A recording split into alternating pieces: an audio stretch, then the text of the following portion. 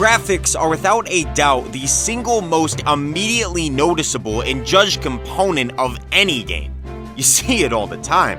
New game releases, what's the resolution? What's the FPS? What's the RTX? Is there ray tracing? Does it do 4K? How many polygons does the model have? Why can't I see the individual pores on Horizon's face? New Final Fantasy VII demo just dropped, looking like the second coming of Christ, and the first thing you see people talking about in the comments is a blurry rock?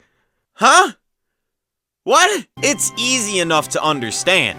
People want to play something that looks good, but all parties involved in the gaming medium seem to have an obsessive fixation with continuously pushing the envelope of how far we can take graphics. That next console better have stronger hardware, those games better look better, I want to be able to smell those graphics through my TV. And since we're now past the minute mark, I can officially tell you, these people are fucking moronic. As good as modern games look, continuously chasing after high-fidelity graphics and hyper-realistic art styles inevitably dooms games to date themselves, only looking less impressive as technology inevitably improves and allows for even more realistic visuals down the road. But now, you pop in a game like Jet Set Future,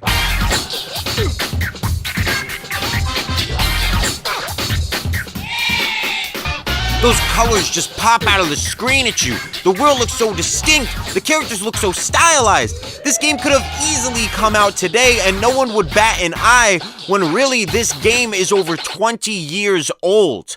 And that's because of the art direction. Good art direction allows a developer to craft a game around a distinct art style and focus on making the playable area, what the player will actually see of a game, visually striking.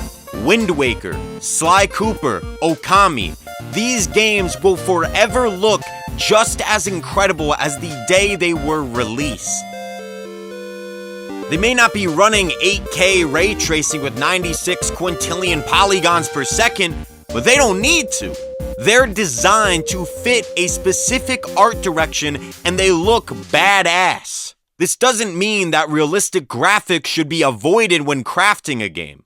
Look at Batman Arkham. Realistic art style, but stylized to fit that dark, gothic atmosphere that's unmistakably Batman. Realism is something that should work alongside the art style, but so many games seem to use realism as the art style. We need the most realistic shaders, lighting sources, make it look like real life. And I gotta stop you right there. What goober brain wants games to look like real life? I play video games to go to a different world, see new experiences, hear new stories.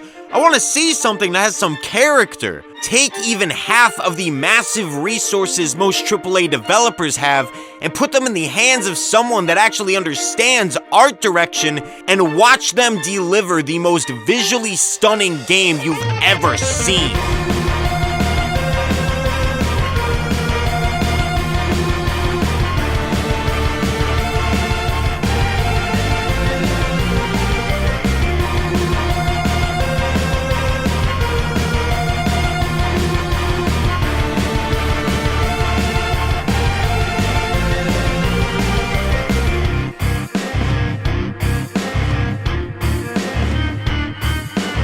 While graphics aren't everything about a game, they are what most people notice first. Most modern releases, despite being truly technical marvels with their graphical systems, textures, and lighting and models, suffer from bland or just non-existent art direction, homogenizing themselves into the crowd with a million other games. And then sometimes, developers will make you think they have good art direction, but then hit you with just no graphical fidelity to back it up.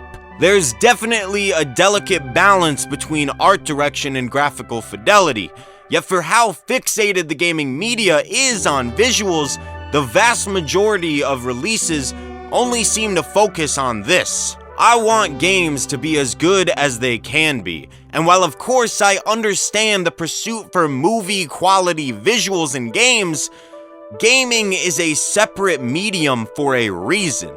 Embrace the strengths this medium has to offer and stop trying to make it be something it's not.